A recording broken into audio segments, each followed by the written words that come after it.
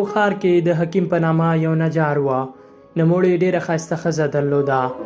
یو ورځ پاچا د همدې نجار کور مخې ته تېرېده چې د نجار پر ښځه یې سترګې ولګېدې او پرې مین شو. پاچا نجار ته بهانه وکتل او د هغه د اعدام حکم یې وکړ.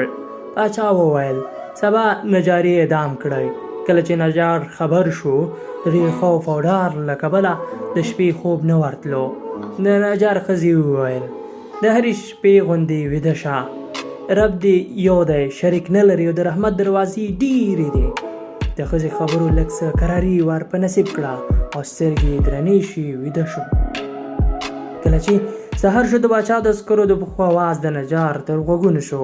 نجار ډېر غمجن شو او په ناامیدۍ او ویره خپل ښځې ته وکتل او ورته یې وویل ډېره پښیمانه شوم دا چې ستا په خبرو مې اعتماد وکړ. په ډېر ډار سره یې دروازه خلاصه کړه او عسکرو زنځیر لرې کړ.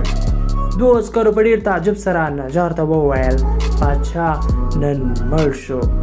موږ راغلي یو چې ته باچا ته تابوت جوړ کړې. نجار د دې خبرې سره ډېر خوښ شو. د عذر په څېره یې خپل ښځې ته وکتل. ښځه یې مسکی شوه او ورته یې وویل د هرې شپې په څېر ویده شه. خدای یو دی او د رحمت دروازې ډېرې دي.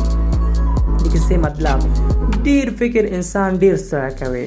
حال دا چې د هر کار پایله او تدبیر د الله جل جلاله په اراده کې دی. په هر حالت کې خپل امید له لاسه مه ورکوئ. د الله جل جلاله د رحمت انتظار